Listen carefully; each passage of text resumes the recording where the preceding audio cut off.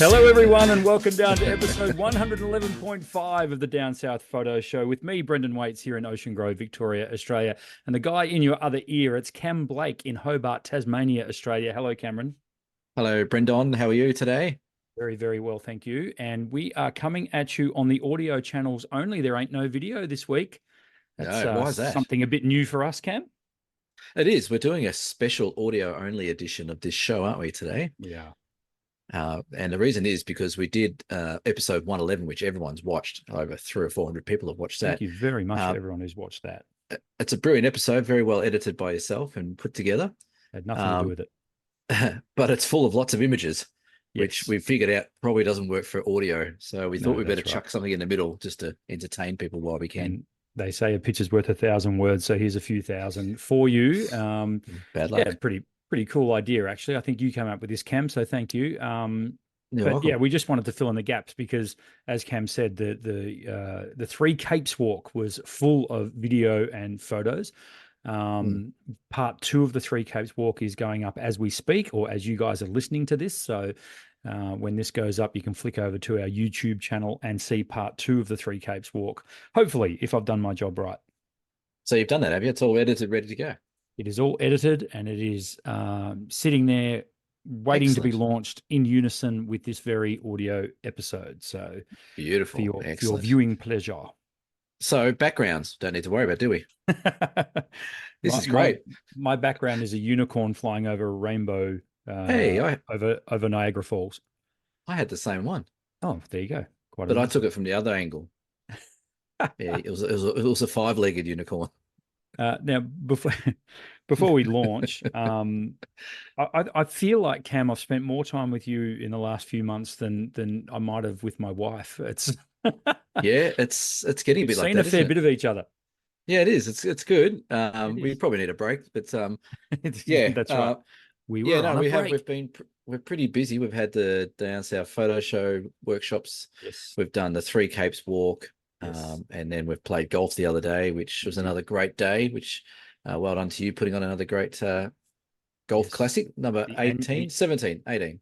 18th annual Brendan Waits Photography Golf Classic was running one on the weekend, which was a lot of fun. Fantastic.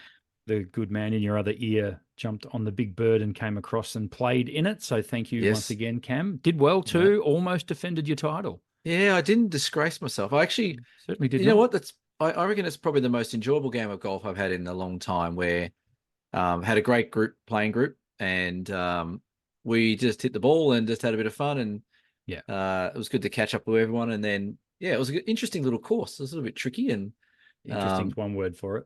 Yeah, it was all right. We had a few issues with the holes and the tees and stuff like that, but it all worked. It worked really well, and it did work well. But the main thing is I didn't walk home with the Naga.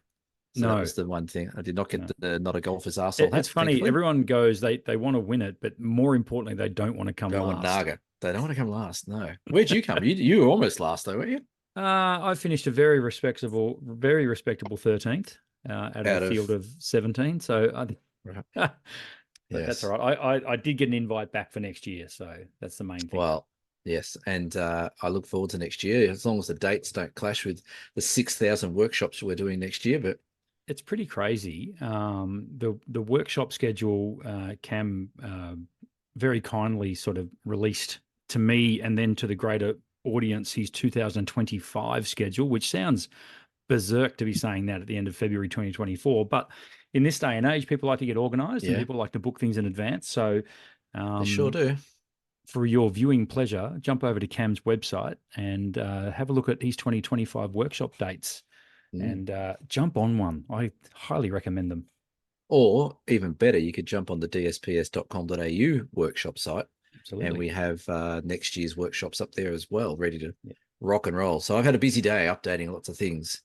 Yeah, I'm quite impressed, actually. You've put in the hard yards, slaving over a keyboard all day. Yeah, well, you know what, though? Like, you're right. People are booking well in advance. Like, in the last couple of years, I've noticed, like, being about 6 to 12 months out was okay. People used to sort of work around that. And now it's like, what are you doing second half of 2025? I'm like, I don't know. I don't even know what I'm doing this year. That's right. But people, I guess, looking forward ahead. Maybe people want a bit more time to save up some dollars to come along, and maybe it's I know there's a lot of workplaces that seem to be a bit annoying with booking leave. They're like, oh, you need to tell us, a decade in advance what day you're off. But um, so yeah, it's interesting that it's Yeah. all going like that. But yeah, that's you got to follow the trends, and that's what people want. And That's what people fantastic, get. fantastic to see on your schedule another international workshop being added. Yes, yes, Very exciting, Cam. I mean, it's so cool to see. Well, I mean, I've watched your business grow over the years, and to see you go from hosting basically, 1 day events around Hobart and things like that into yeah. multi-day events across Tasmania, across Australia, and now across the world. It's must be Mm. must be really exciting. You must be proud of yourself. You know what? That's the second time someone said that to me this week, Mm. which is interesting. That was my mother that said that the other night, right after she forgot my birthday was the next day, but that's okay. Yeah, it's grown. I actually sent out an email to everyone today to my subscriber list to saying thank you Yep. because I don't think we do that enough as business owners. Like, I think we get so busy and locked down in our work and what we're doing that we will say to people as you would in your store, like, thanks for coming in, see you next time type of thing. But, Yeah. sometimes it gets a little bit just, repetitive that, you're not really sincerely saying thank you. It's just a habit. But yeah, look, it's going along well. I've no illusions that it could stop at any time, but, we'll keep going and keep Yeah, putting them that's out there. right. I think people are keen to travel around a bit more. I think what the demand is for, particularly for photography workshops, and we're under no illusions here. There's plenty of Mm, choice when it comes to there photography is. workshops, but like most things in any kind of industry, the cream tends to rise to the top. And the workshop people who run workshops the longest are generally running them the longest because they're the better ones. Yeah. Yeah. So, it seems to be, well, I think particularly since COVID, I think there's been a few fly-by-nighters come in Sure um, has. who Yeah. who see the workshop uh, market space as something they need to conquer. But yeah, they've failed miserably because, you know, you don't have to be a genius to quickly work out if a workshop's no good, and particularly to work out if a teacher's no good. Yeah. You're not getting the results for one, or they don't know. They clearly don't know the area that they've taken you to. Yeah, they just plucked an area off the map and gone, let's go there and see how it Yeah, works. yeah. Let's go there. Yeah. I've never been there before. I feel like a holiday. I'll just go there and pretend that I'm running a workshop. Well, it's funny that there was a trend for a while where you did hear a fair bit of that, where people were saying, "Oh, look, I'm sure we were just paying for that guy's trip or that lady's trip to whatever location we went to." So that's a bit of a shame. But you're right. There's a lot of workshop operators out there, and Hmm. there has been a lot since COVID. I've seen a lot more pop up since COVID's all kicked over. So it's good. It's good to have competition. But I think I've had a few run-ins in the last couple of weeks, and I've actually been a bit pissed off, to be honest, about things last couple of weeks Mm. with customer service of places you go to, Yes. and people like the customer service these days where you go is just terrible at a lot of places, and I think that stems over to what we do. Like, if we run a poor ship and don't give good customer service, or we don't give them a good experience, or we don't reply to emails, stuff like that, I think it starts to reflect, and that's where, Yeah. like you said, the cream rises to the top. Like, I try and pride myself on customer service. I know you do, and I think it just comes down to the fact that blowing our own trumpet, but we're just a couple of nice guys who care about stuff and Yeah. are happy to take the time to do stuff. But there's a lot of Yeah. people out there that don't, No, that's right. and just want to take people's money without real effort. So Yeah. yeah, No. I, it's interesting. Customer service and definitely integrity is something that seems to be lacking of late. Yeah, And I completely agree with you. Whether it be in retail space or in online support and help and things like that. yeah. Yeah.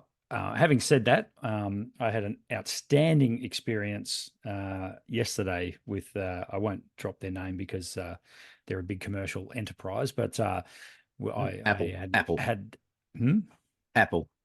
Definitely not Apple, but it does start with A, and that's as far as I'll go.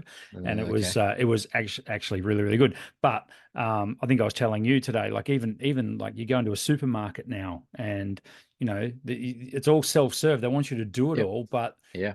by the way, we're going to give you um, three what are they called, self serve things that take Yep. cash.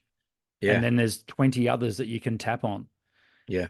for your credit card. And it was just, it's absolutely ridiculous. But thanks, Coles. I'll name them. Coles. Well, I'll tell you what, I'm going to call that Nissan. So I've got my new car, right? Oh, we're on a As you rant. know, we're going to get sued for sure on this episode. I got my car to get serviced today, and I've had this car off the lot, brand new. It's not a Yes. cheap car, but I traded a few things in and stuff. And the stereo has never worked properly. When you press the OK saying you won't do anything dangerous and play with your equipment, and then it loads up your maps. This doesn't load up. It just sits there saying loading map error. I took it back after the first 1,000 Ks. I took it back in between that, and I took it back for its first service today. Oh, yeah, we'll allocate some time to look at that, and we'll pull it apart and have a look. All they've done is gone into the stereo and going, oh, no, the software's up to date. No problem. Yeah, right. So they gave it back to me and said, oh, we couldn't really see the issue. What was the issue again? I said, for the 13th time, this is what it is. Yeah. Oh, we'll book you in March and we'll have a look at that. I went, you know what? No. So I've written a massive letter of complaint to head of Nissan Australia. Good. And the way I look at it, like, if we're going to give good customer service, and that's what we expect us to do, then surely it's not too hard to just offer some good service. And it's things like that taint the whole experience for you, because that car you've got is a great vehicle. There's no question. It's incredibly comfortable. It drives really well. It's got everything you need, blah, blah. Except when 5-star Dan's driving it. True. This one thing, Yeah. that's right. And because they're not prepared to fix it for you. No. Anyway. Yeah. Anyway, we've gone off. We're not a car show. We're not a car show. We're not a golf shoot. But I'm sure people listening will all sit there. I'm sure everyone in their car at the moment is nodding their head going, I could give you 1,000 episodes of where I've actually walked in somewhere and got absolutely shite customer service. Absolutely. It's not good enough. So, yeah. That's why you come on a workshop with us, because we are good at customer service. That's exactly right. And just to cap off on that, the Great Ocean Road workshop at the end of May is now sold out. So thank you to the 8 people, I think, that have bought. There is 8. Have bought the magic ticket onto the Great Ocean Road workshop. We've also got our Tarkine and Cradle Mountain workshop, which is in April. That is also sold out. Why am I mentioning sold out workshops? I don't know. But we're here to sort of announce and relaunch the Murray Mallee workshop for 2024. So the 2025 date's also up as well. But for 2024 in October, our awesome Murray Mallee workshop, which we inaugurated last year and had an absolute ball on, and as did the 8 participants that came along. So I wouldn't be surprised and available.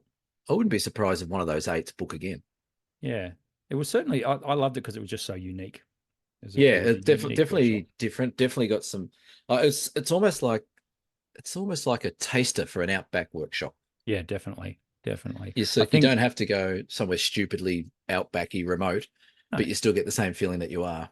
Yeah, and for me, it was the variation in the different shots that we got. If from literally Murray to Mallee, so it was like on the water, and then you're in the desert, and then you're in places like the Pioneer Settlement and the shearing sheds and all that sort of stuff.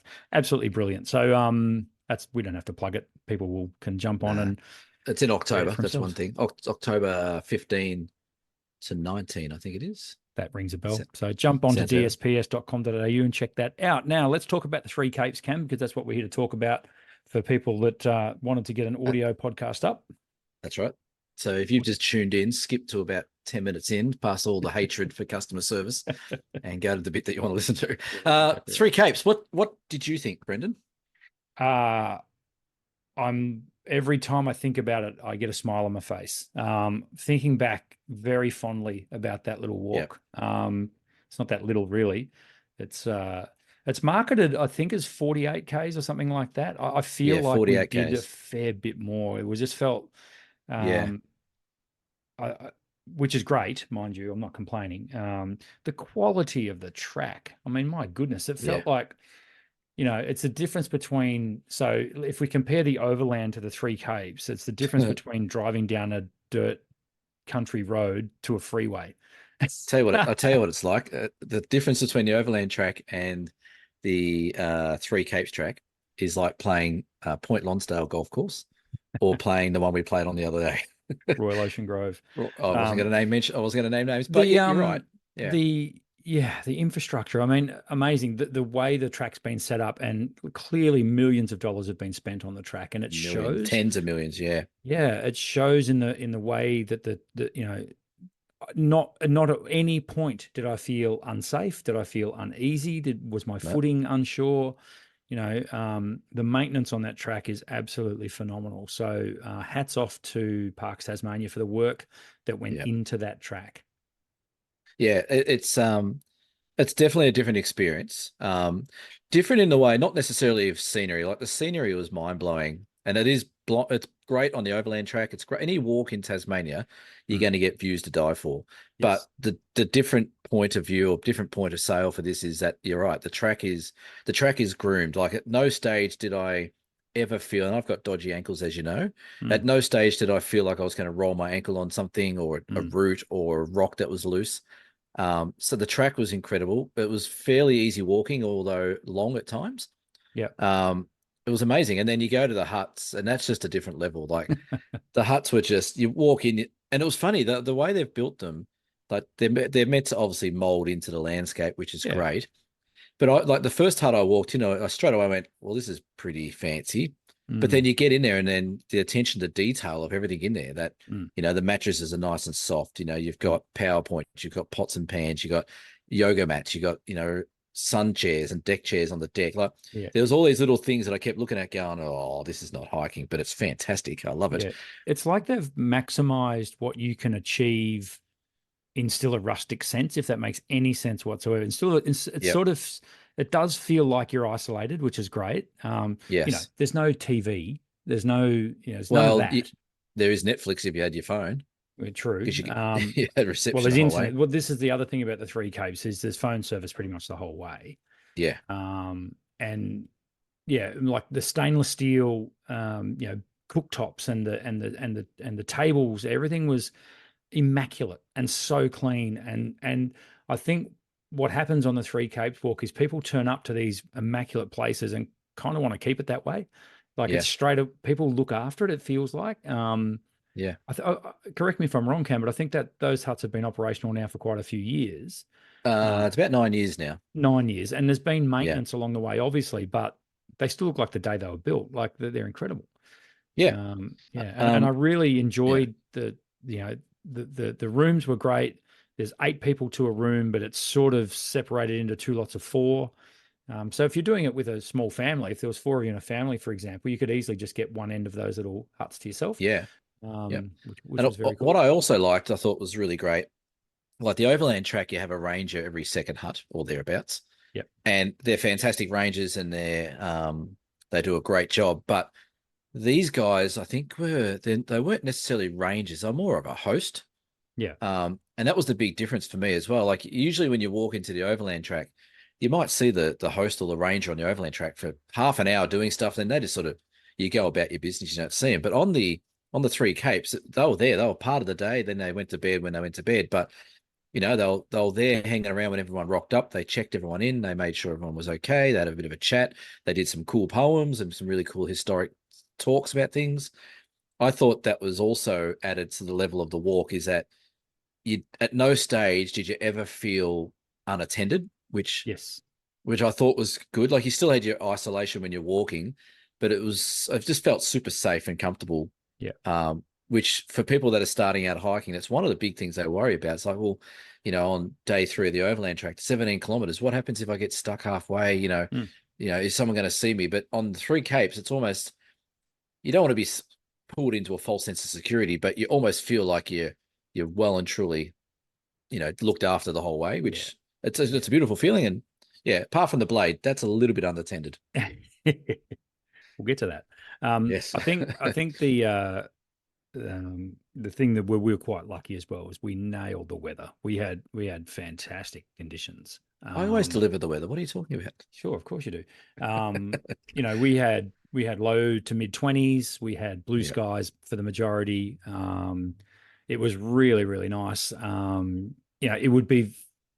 I'd love to have a crack at it in winter. It'd be Yeah. completely different. I mean, for the photography alone. So let's get into that. The photography on Mm. the Three Capes walk.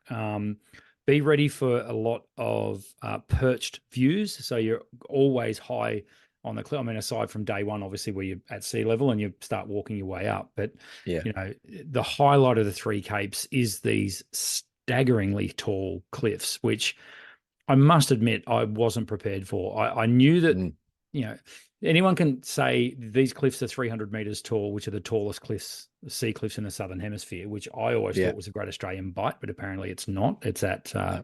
it's on the Three Capes, and it's not until you actually stand atop one of these cliffs and you peer over the edge, and Mm. she's just a vertical drop It's to that's the thing. It's yeah, literally a straight line. yes. It's Now not a tumble off a few rocks and then you hit the water. It's just a pure plummet. it's a straight down. It is. Yeah, Yeah, it it's is, crazy. and it's breathtaking. Like it Mm. literally puts your heart in your mouth. Now, for those listening who are considering doing the three Ks, don't worry. You can go as close to the edge of these cliffs as you feel comfortable doing. So Which it's is not what I like did. yeah, there's not like one part of the walk where they make you, perilously walk along the edge. It's not like that. All the No. tracks are well back from the edge. It's very well signposted when you're coming up to a cliff area. They tell you Yeah. to keep the 2 meters back and all that sort of stuff. So don't worry about that. But when you do get up the bravado to just have a quick peer over the edge, yeah, Yeah. she wakes That's you the up. thing that was doing my head in the whole time because I'm okay with heights, but I'm not great with heights sometimes, and I talk myself into it. Yeah, And there was a couple of moments, like especially on the blade, I'm like, I really want to go out and have a look at that. And I know it's completely safe because the yeah, rocks have been there for a million years. yeah, It's only if I do something stupid that I'm going over the edge. yeah. But as you're sitting there, your brain just goes, no, I don't think so. No, not Yep, going to do it. yep. Well, And you there's just that don't level do of it. trust in yourself, isn't there? That you're not going to Well, all of there a is. sudden just, put a wrong Yeah. foot and all of a sudden you're slipping. Yeah. Yeah. Yeah. No, that wasn't Um, good. so, so just so people know, so the cliffs of Cape Pillar, Cape Ryle, and Cape Hoy, which is the three capes that we're on, are the highest sea cliffs in the southern hemisphere. Incredible. The tallest cliffs in the world are actually in Hawaii, and they're 1,000 meters high. Holy smokes. Yeah, so imagine sitting on the edge of those. But Yeah. um, yeah, it's pretty crazy. So, Yeah. but you're right. Like it's very well signposted. But yeah, every now and then you just want to ease up to the edge and just go, "What's over there?" Yeah. Or you could rig up a tightrope walk and do the walk across that. That was crazy. I didn't see that in person, but you guys saw that, didn't you? Absolute insanity that we got to Cape Pillar, which was just after the Blade, Yep. walked out to Cape Pillar. And there's a section there. Now I'm probably going to get this wrong. I think is it called the Chasm or is it The called chasm. something else? That was no, it was called the chasm. That's The right. Chasm. Yep. And the chasm, folks, is literally two vertical cliffs with a span of about, I want to say 30, 40 meters in between them.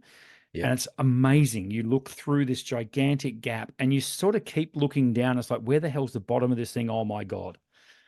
And then And right then between the chasm, these daredevils put a tightrope across there.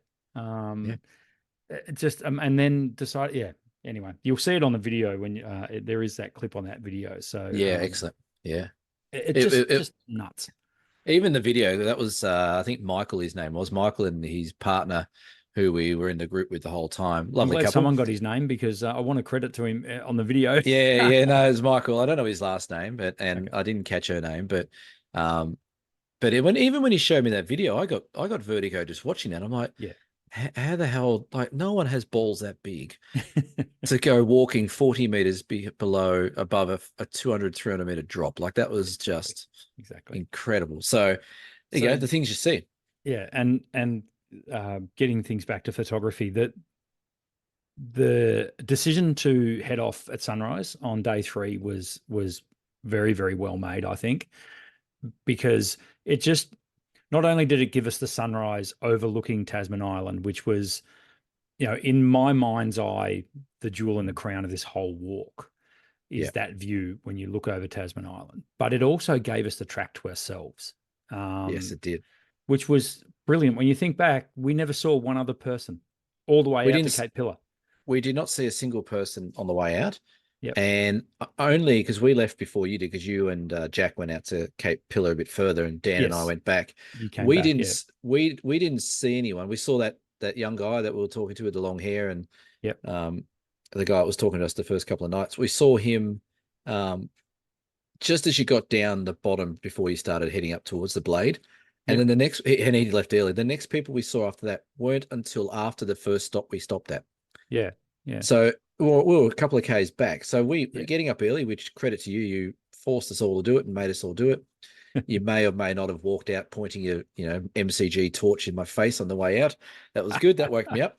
Um, but yeah, it was a great decision. And the fact that you don't have to carry a pack out there Yeah. makes a huge difference. Like we're smashing that pace on the way out there. We're doing almost 4 kilometers an hour walking, which is pretty Yeah. I fast. mean, the sunrise was beckoning, wasn't it? Like Yes. we sort of we had it, and as photographers, you look at the conditions, and it's like, yeah, these look pretty good. Now, I must admit that the conditions at sunrise when we got to that view could have been better. Yeah. I sort of, and you don't know until you get to these places, and this is the beauty of it. Photographically, I was picturing the light lighting up the cliffs, but in actual fact, it was on the other side. So we weren't in the best position for it. However, we still got some nice color in the sky. We managed to get a bit of light on the rocks and things like that. So it was still more than worth it. But what it did was it told me, righto, next time I'm at the Three Capes, I'll know where I need to be and when I need to be there. We'll do sunset there. So the Look, lights I think hitting. so. I think so. And given that just to walk to that view is loosely 4.5 Ks, that's not too bad. That's right. Yeah. Of course, you'll be coming back in the dark, but who cares? Like, whatever. That's the thing about that track, though. You could almost walk that in the dark. Like it was boardwalk and flat gravel most you could of the walk way. the whole Three Capes in the dark. Yeah. You would not get lost. No.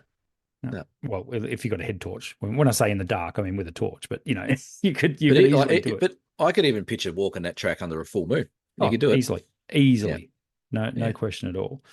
So as I say, the big highlight was day 3 of doing that sunrise walk, getting to spend it with yourself and with Dan and with Jack. Well, I think the 4 of us had a real appreciation for it, and it sort of it helped that it was just the 4 of us out there. That was absolutely awesome. I may have Yahooed and carried on when I saw that view. Well, we're gonna get to your Yahoo and carry on with the photography word of the week, aren't we?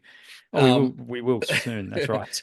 But you're right, and it is great. Like like you guys are all legends, and I love hanging out with you guys, as you know.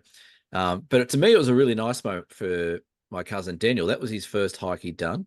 Yep. His first multi-day hike. He's obviously walked places, but I had a look at him a couple of times at that first stop where we all stopped, and like you could just see in his face that he was just in awe. Like he's like, that this is not real. And it was almost at that moment I felt like saying, I think I might have said, well, welcome to landscape photography, Dan. This is why we get up early. Yeah. And this is why we sort of come back with a smile on our face when everyone else is just getting out of bed. Yeah. It's because we get to see these moments with light and time and conditions that not many people see the way we see it. Yeah. So yeah, I think he really appreciated the beauty of it. And like I said, being his first walk, I think he's got the bug. I spoke to him today, and he goes, I'm back to the gym, mate. I'm back to the gym. I'm working out. And I said, oh, that's good. He goes, I've had a Cliff Bar for breakfast every day. I've been eating cheese and crackers for lunch and a peanut butter wrap. He goes, and I'm just having my nice dinner. He goes, I'm right into this. So, the hiking side of things is giving him a bit of a kick up the bum. And for those who don't follow Dan, he's got a little Facebook page called The Traveling Dan.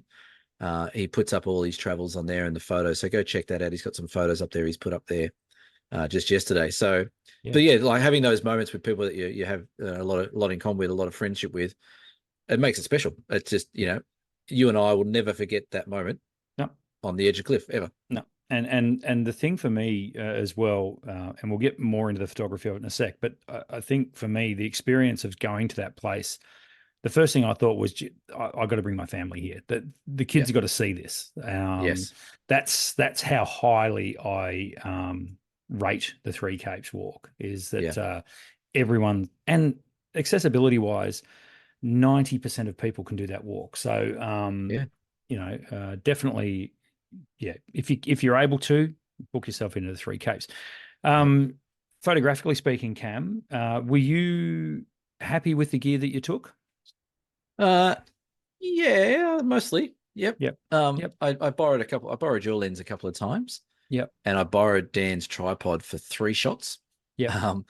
But overall, I was very happy actually. So that camera, the OM1 with the Leica 8-18 lenses, it's a really versatile landscape lens, like for wide angle stuff. And then I just had that little 75mm 1.8, which just gets you into those scenes a bit nicer, Yeah. bit nicer. But yeah, I was really happy. I didn't even go through a whole battery, which is great. I was able to carry the camera. I had a little wrist strap and just had the camera in my hand the whole way. And I had my little gear bag on there, which people who watched episode 111 will see we had little gear bags on. Yep. So I was really happy. Would I have taken anything else? I don't think so. I would have loved to have taken my big lens. Yeah. Just to, like, you got a couple of great shots, right? Especially on that night too, that Munro hut, looking down at that archway that you noticed, and really isolating the end of that peninsula down there and that cape. That was really cool. I would have loved to have had a long lens to do that. Yeah. But overall, I was really happy. Yeah, the gear was good. Yeah, I didn't have, and it was lightweight. My whole kit, including my sleeping bag, food, all that kind of stuff, was 8.3 kilos for the whole trip, including camera gear. Yeah, which is ludicrous. Which is a day pack weight. Yeah, it is. Yeah, so that's what you're saying about getting your family down there. I'm really keen to get at least one of my oldest kid down there. Autumn's really keen to go start walking that. Yeah. And again, you could easily just give them a day pack, bit of food. Is there an age limit? I don't think there's an age limit on. I don't think there is. I don't think I would there is. assume. Well, I don't think you want to take a 3-year-old, but I would assume that within reason, like a young teenager could easily do it. I would say anyone above 8 years old would be okay on that. Yep. If they've had a bit of practice and they've slept in something overnight and been away from mum and dad for an overnight or whoever it is and stuff. But exactly. What about you? Were you happy with your choice? Very. That 100, taking the 100 to 400 was. I'm really glad I did. It was one of those things where, on the overland, I only had the 40 to 150, which is, for those playing along at home, is the 300 millimeter equivalent in 35 mil speak. Having 100 to 400 gave me 200 to 800 mil in 35 mil film speak. Now, given that a lot of the views were from such a high perch, that's where the 100 to 400 sort of came into its own for the, landscape within the landscape. I probably shouldn't have taken. I took a 20 mm f1.7, which I only used a couple of times, and I took the 60 mm macro. The 60 mm macro only came in handy a couple of times for some actual macro photography, but also for a couple of landscapes, because I had my 7 to 14, so a 14 to 28 in film speak. And then I had a bit of a gap to my 60 and then a gap again to my 100 to 400. So I actually borrowed Dan's 12 to 100 a couple of times out at Cape Hoy. And managed to jag, one of my favorite shots of the trip, which is the totem pole. Only because the 60 mil, the 100 mil was way too tight. The 60 mil wasn't quite wide enough, even though I shot a panorama with it to get the totem pole. Then when I put the 12 to 100 on, it was like, doy, that's the one. So next time I'll get rid of the 20 mil f1.7. That was pretty pointless. The 60 mil macro, get rid of that. And then I'd carry the 3 lenses, the 12 to 100, the 7 to 14, and the 100 to 400. And I completely agree with you with your taking that 150 to 400 f2.8 f4 would be absolutely brilliant. Apart from looking like a complete wanker carrying that big lens out there, surely you get looks. Yeah, you would, but so what? You're getting the photos. The little hack I came up with to keep my camera up here. That was revolutionary. That was. This is audio. When I say up here, so I had my my backpack on and my hiking pack, obviously, and then my little camera bag at the front of me, which is on a strap.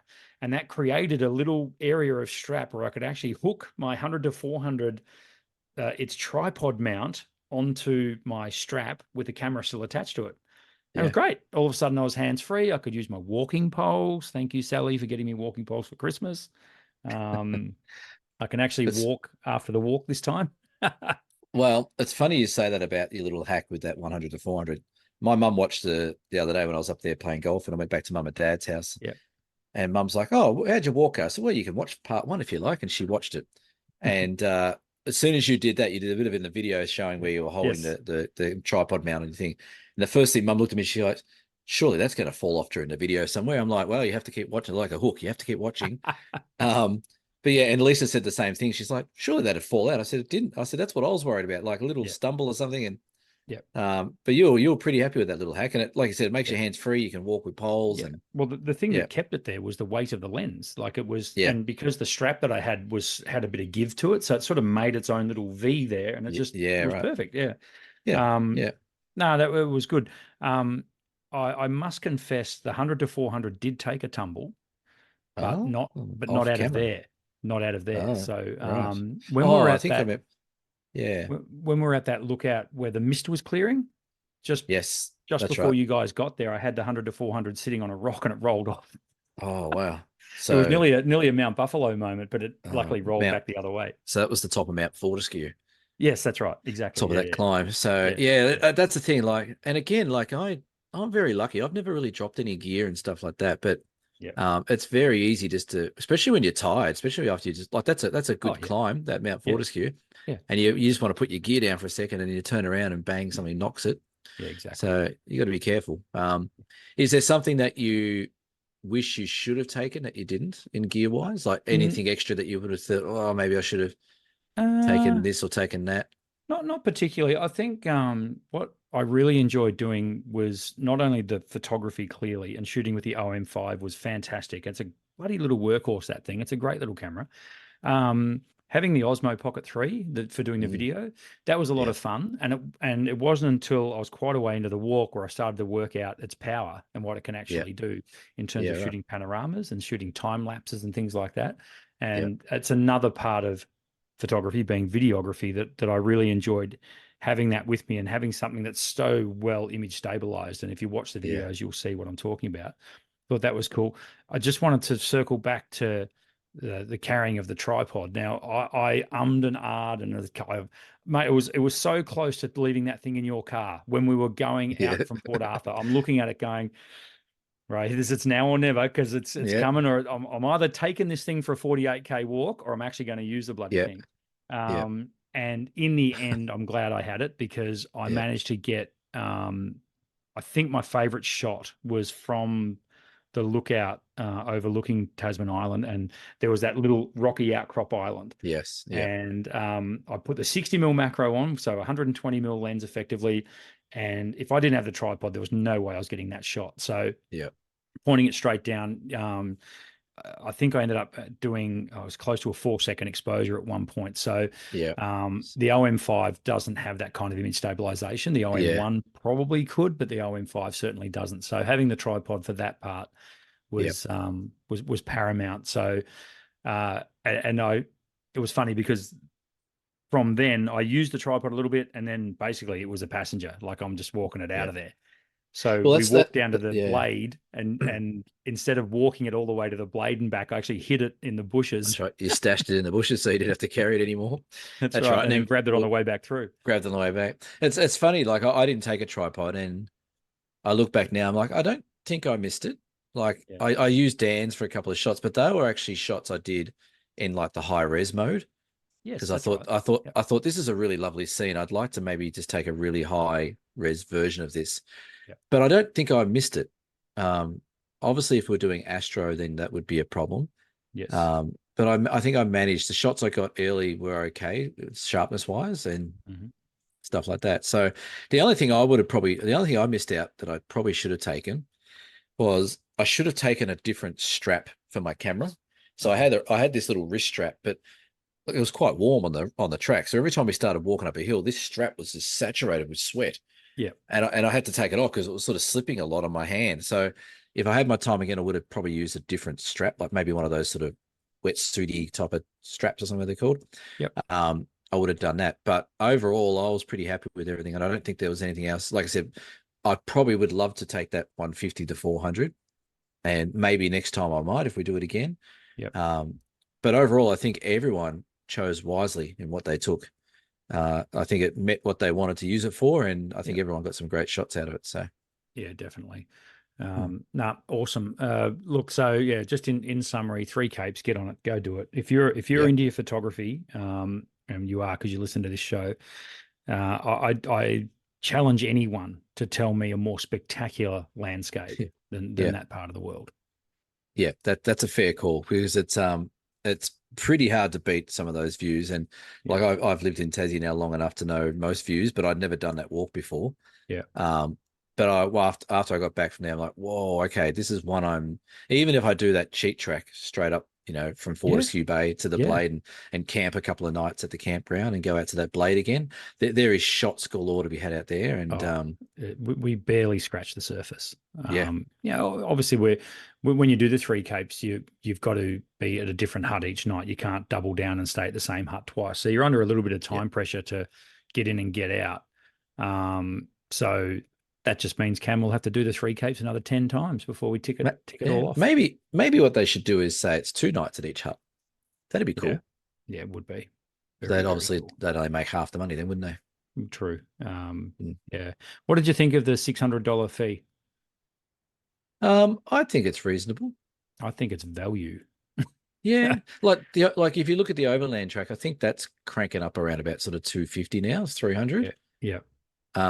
But and yes, you get huts there, but you don't get the same sort of luxury with mattresses and stuff like that, and cooking and all that kind of stuff. So the overland track is definitely more self-sufficient in that way. Look, to be honest, and this is a big plug for Tas Parks and Wildlife, not that they listen or care, but I would pay $600 to those hosts, the rangers. I think they are. I think they were very, very good ambassadors for the walk in Tassie. Yeah, and they were extremely great with what they did, and made it really welcoming for everyone. Made it really easy to get around, all that kind of stuff. So look, $600. It's at $200 a day. You get a boat ride, you get a bus ride, you get a soft place to put your head down. I think it's, like you said, good value. You get hot and cold running water. You get a shower on the second night if you want one. Well, only if you complain enough. Yep. I didn't have one. No, I didn't have a shower either. No. But yeah, that was. I think it's great value. And I guess if you're taking a family of 4, it's probably that's $2,400. Yeah. Yeah. It's not cheap. I'm not sure if kids are different. Maybe there's a concession price for kids. I'm not sure, but possibly. But yeah, look, it was great. I think it was great value, and then you'd almost pay $600 for that swim at the end, wouldn't you? Well, the only if I had to be clutch at straws and be a bit picky, the walk out on the last day, sheesh. Oh. Particularly if you've done Cape Hoy. So the last day, you're walking over Mount Fortescue for a start, which is no mean feat in its own right. It's 400-meter climb. Yep, that's right. You then get to a point where you can dump your pack, thankfully, and go back to a day pack for camera gear, which was great. The walk out to Cape Hoy, that's not easy either. No. Up and down out through the steps and all that. And then coming back, the last section of that is literally a stair climb of 630 stairs. And I know this because I counted them. Yeah. That's just that one section back out to where your pack is. And from there on the sign, it says it's 1 hour. Now I challenge that. Well, this is the funny thing, because I will let everyone know I didn't do the Cape Hoy section because I've done it a couple of times before, but I also, Dan had to get a flight, so I left early to get the bus and then go get the car, and I was going to meet you guys there. In the end, it turned out that Lisa and the kids came down for a swim. It worked out well, but I've done it a couple of times, but when we got there, I think Dan and I got there a couple of minutes before you, and there was that group of 4 girls or 3 girls that were there. Yeah. And they came up, and one of the girls said, well, that's 4,300 steps all the way in and out, like out and back. It's 4,500 steps pretty much. But the walk back down, I did in 45 minutes. Right. And you guys did it in about an hour. So clearly I was a bit fresher than you guys were. Yeah. Yeah. And that made the difference. And but mind you, like there was a lot of stairs going down on the way out. Yeah. A heap of stairs. And I kept passing people coming up, and it was hot. Yeah. And I'm like, God, that's actually a really hard day. I don't remember it being that long when I did it. Yeah. So yeah, it was definitely a challenging last day for you guys, for sure. Yeah. Yeah. So just a little heads up, because you're on the last day of the walk, you've already done 3 days of it. You've been walking a lot. Yeah. You get to a sign that basically says 3 Capes walk, and we're at the finish line. Well, no, you've still got another couple of Ks to walk to Fortescue Bay, where you get the awesome swim, mind you. So But That's anyway, as I cheeky. say, if I had to be picky, that'd be one thing. I think their But you know signage needs what? to be a bit more updated. That's very Tasmanian. There's a lot of walks around Tasmania where the start and finish sign is nowhere near the start and finish of the actual track. So you walk in, you think, oh, start. Oh, that's the finish. Excellent. And then you're like, okay, we've still got 2 kilometers to go before we get there. Like the classic one of those is the Walls of Jerusalem. So that's an hour and a half climb up, but it's like 40 minutes before you get to the sign that says, welcome to the Walls of Jerusalem National Park. And you're like, Christ, have we only just started now? Yeah. But yeah. But yeah, it's like I said, you want to do a bit of training for the walk if you're going to do it. Yep. But definitely highly recommend, and I'm glad we all had a great time. Yep. And again, if you want to check out our adventures, flick over to our YouTube channel, have a look for Three Capes Walk Part 1 and Part 2, which are now available for your viewing pleasure. Photography word of the week, Cameron. Yes. What are we looking at here? You're the one who has to pronounce it. This is now before you do, this is a word that I have heard before, and I've heard it only from about one or two people I've ever heard say this. Yes. And maybe those two people know each other or have coordinated before, I don't know. Right. But I heard this on our walk out to the Blade on that first morning. And there was one person in the group who was about you were the person in front, and you were on a mission to beat that light, and you took off. You got those calves and those quads going like nothing else. But we were a little bit behind you, but because the air was so clean down in Tassie and sound travels, we heard this word screamed at a great, a great audio volume. And that word is, what's the word? Photogasm. Photogasm. Could you please explain the definition of photogasm? Well, and you know what? I'm gonna Google this while I do it and see if it's actually in an Urban Dictionary. Look, I mean, it's basically a landscape photographer's nirvana, I suppose, and finding bliss in landscape photography. Well, any kind of photography, I guess. But when I came around the corner and saw that view over Tasman Island, again, the jewel in the crown of the walk, I think it is. I got a bit excited, yahooed, and carried on, and made some noises that were maybe a little bit inappropriate, and that was an all-time photogasm for sure. Yes, it was. So the Urban Dictionary definition for photogasm is actually in there. Well, there's photogasmic and photogasm. Capturing a photo that is everything you meant to capture and beyond, and becoming so excited when viewing on your camera's LCD screen, you gasp, clench your camera tight and say, oh my God, and let out a deep breath. Yep. Oh my God, these photos are turning out amazing. I'm so excited. I'm having a photogasm. That's the example there. Pretty much summed it up right there. They're pretty much so. Yeah, there you go. That's your word. That's your word of the week. Love it. We're getting close to the end of this podcast, people. So quickly, Dear Cam will have back on our regular channel next week. Beer donations, please, Cameron. We have Mel H and Sean M, who have graciously donated some amber liquid to us. Thank you. If you would like to donate us a beer, head to dsps.com, donate us a beer, buy us a beer. Head to dsps.com.au and click on the buy us a beer link. It's greatly appreciated. It helps us cover the few costs of running the channel. So thank you very much. Excellent. And we get to drink beer. We get to drink beer. We've already plugged our Great Ocean Road that's now sold out, so that's great. Yes. We've got the Murray Mallee coming up in October. Again, go have a look. Go have a look at the workshop details. Go have a look at the Facebook page. There's some pictures up there that we took from that trip. Yes. I think you'll find it's quite enticing if you're into your landscape photography. It's very good. What have you got coming up, Brendan? Are you doing anything apart from working in the shop? What have you got? Back into the rhythm of retail, which it's a means to an end. It gets me on to walks like the Three Capes. So yes. So back into that, lots of printing to tick off in the next couple of days. I have got my entry-level workshop on Thursday night, which was last night when this goes out, so forget about that. Right. Sunday, I've got Mr. Glyn Lavender down again at Ocean Grove Camera and Photo. I thought you had one of those coming up. Yeah, yep. Right. And we're running our his natural lights portrait workshop again, which I'm very excited about because every time I do one of his workshops, I learn a lot.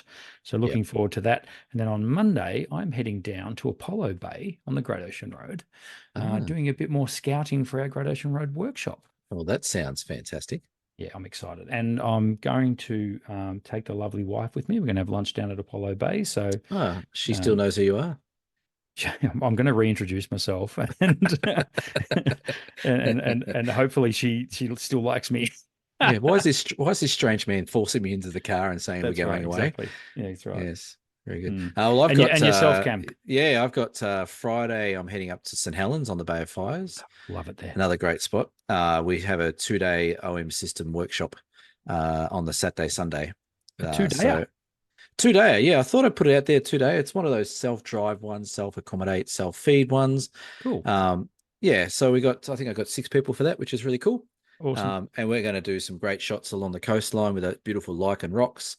There is some cool waterfalls and also some cool rainforest in that section as well. So 2 days of having a look around should be a lot of fun. And then after that, I've got another week or so off, and then down to the southwest for a beautiful little trip as well.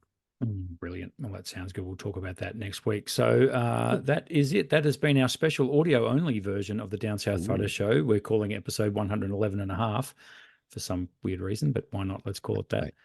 Well, it's slotting in between the two, isn't it? It sort of is. It sort of is. So thanks, Cam, for talking with me for the last 45 minutes or so. It's probably even been longer than that, but anyway, whatever. Yep. Let's hope people listen for that long. This half-hour episode went for an hour. Yeah.